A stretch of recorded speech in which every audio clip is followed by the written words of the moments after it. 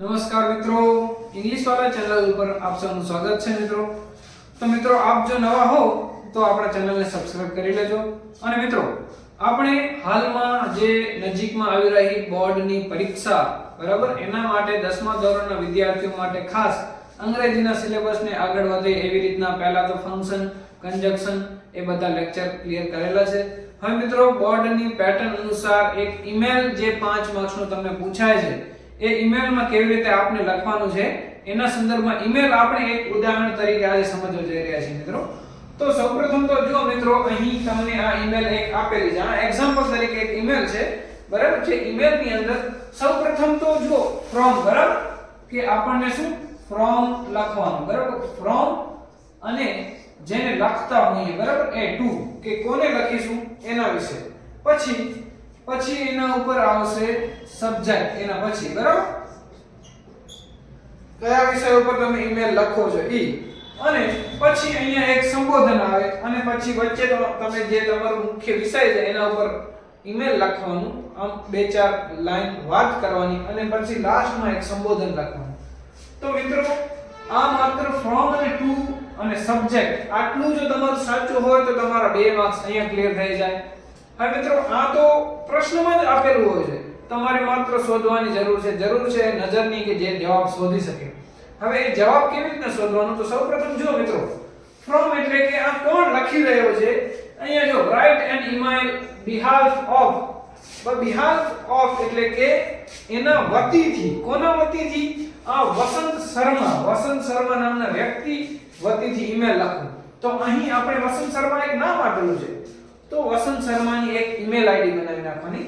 જેમ કે વસંત નામ આવે એવી રીતના કે wasant123@gmail.com બરાબર. આ એક ઈમેલ આઈડી થઈ. એક આઈડી કે જેના આઈડી થી ઈમેલ લખે છે બરાબર. આના દ્વારા ઈમેલ લખાય છે. અને કોને લખે છે બરાબર મિત્રો? એ ટુ. હવે ટુ ક્યાં શોધવાનું? જો અહીં લખેલ છે ટુ હિઝ ફ્રેન્ડ, અહીં ravi@gmail.com અહીં ઈમેલ આઈડી આપેલી છે. તો આ એમને એમ લખી નાખવાની ravi@gmail.com બરાબર. આ આટલું તમે લખો તો એનો 1 માર્ક્સ તમારું ક્લિયર થઈ જાય. હવે વાત રહી સબ્જેક્ટની. સબ્જેક્ટ એટલે કે વિષય. ઈમેલનો વિષય શું છે? હવે જો અહીં અબાઉટ જે શબ્દ છે એના પછીનું જે કંઈ પણ હોય એ વિષય છે. मतलब कि इनवाइटिंग ऑन बर्थडे पार्टी આ વિષય છે કે ઇનવાઇટિંગ ઓન બર્થડે પાર્ટી. આ છે એક વિષય બરાબર. 2 માર્ક્સ તમારા અહીં ક્લિયર થઈ ગયા. હવે વાત રહી સંબોધનની. હવે જો મિત્રો, સંબોધનમાં શું છે કે જ્યારે આપણે કોઈક વડીલને પત્ર લખીએ છીએ કે ઈમેલ લખીએ છીએ, જેમ કે આપણે શિક્ષકને ઈમેલ લખીએ છીએ તો આપણે શિક્ષકને શું કહેશું? આદરણીય ગુરુજી, ગુજરાતીમાં એમ કહીએ તો એને ઇંગ્લિશમાં શું કહેવાય? રિસ્પેક્ટેડ ટીચર બરાબર.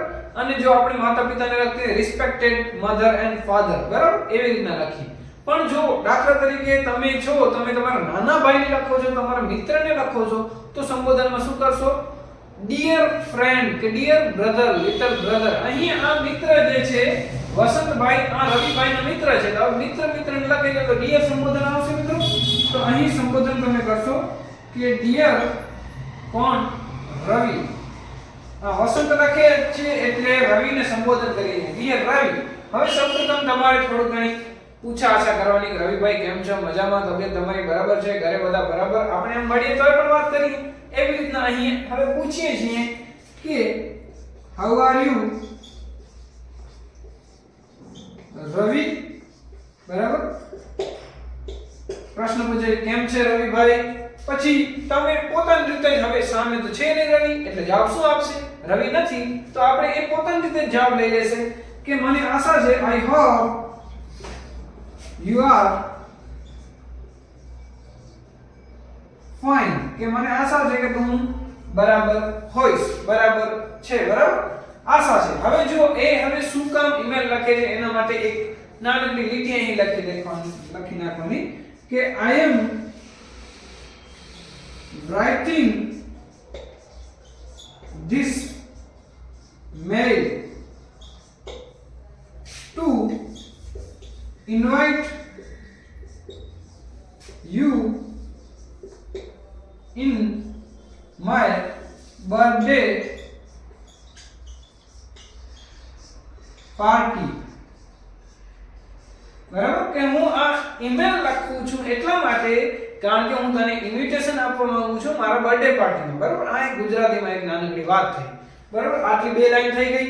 હવે થોડુંક તમારે એ કહેવાનું તમારી બર્થડે પાર્ટી ક્યારે છે, કઈ તારીખના છે અને કોને કોને ઇન્વિટેશન આપ્યો છે, કેવી રીતે આપણે સેલિબ્રેટ કરશું એ બધું લખશો. તો આવી રીતના તમે લખો કે વી ઓર્ગેનાઇઝડ એટલે કે ગોઠવવું, કાંઈ પણ જે આપણે મેનેજ કરીએ કોઈ કાર્યક્રમને જે પણ ઉજવવાનું છે એને ઓર્ગેનાઇઝ કરીએ. બરાબર, ઓર્ગેનાઇઝડ વ્યવસ્થા, organised a birthday celebration at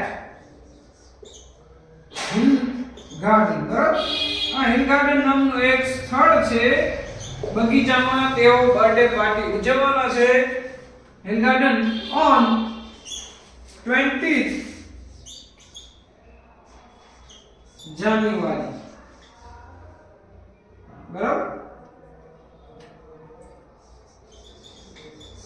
જાન્યુઆરીના રોજ બર્થડે નું સેલિબ્રેશન કરશે. હવે એને તમે ઇન્વિટેશન આપો છો. So please Ravi, you and your family